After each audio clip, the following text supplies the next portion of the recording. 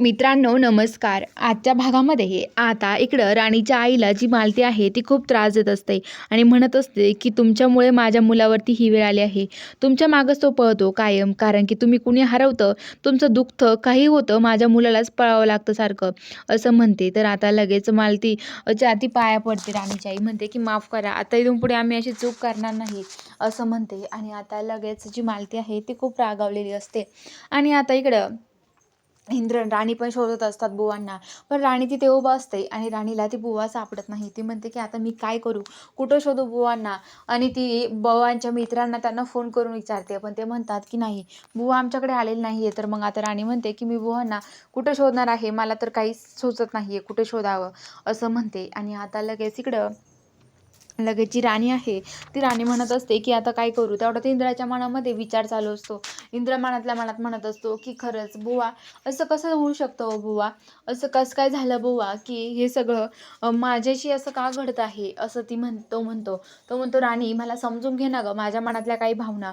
तर ते तरी पण समजून घेत नाही त्याला. आणि आता लगेच जी राणी आहे ती राणी म्हणते की मला काही ऐकून घ्यायचं नाहीये तुमचं.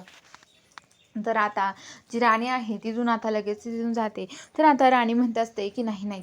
तर आता लगेच जी राणी आहे ती म्हणत असते की मला इंद्र सरांचं काहीच ऐकायचं नाहीये.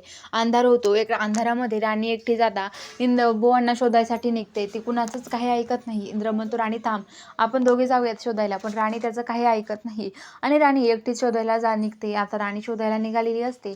आता रोडने जात असताना जी राणी आहे तिकडे तिकडे सगळीकडे शोधते.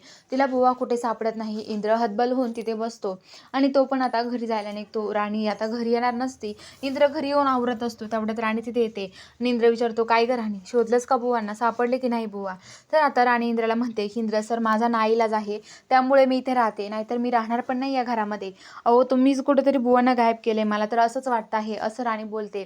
तर इंद्र म्हणतो की अगं राणी मी असं का करेल, असं म्हणतो. तर आता राणी बाहेर येते आणि ती म्हणते की एकटीच त्या कोपऱ्यात जाऊन खूप रडते. ती म्हणते की इंद्र सर माझ्याशी कसं वागलात, तुम्हाला काय माहिती, तुम्ही कसे आहात. आणि इंद्र मनातल्या मनात म्हणतो की अगं राणी मी खरंच बदललो आहे. आणि राणी कोपऱ्यात जाऊन एकटीच खूप रडत बसते. बघूया आता पुढील भागात काय घडतं. बघायला चॅनलला सबस्क्राईब करा.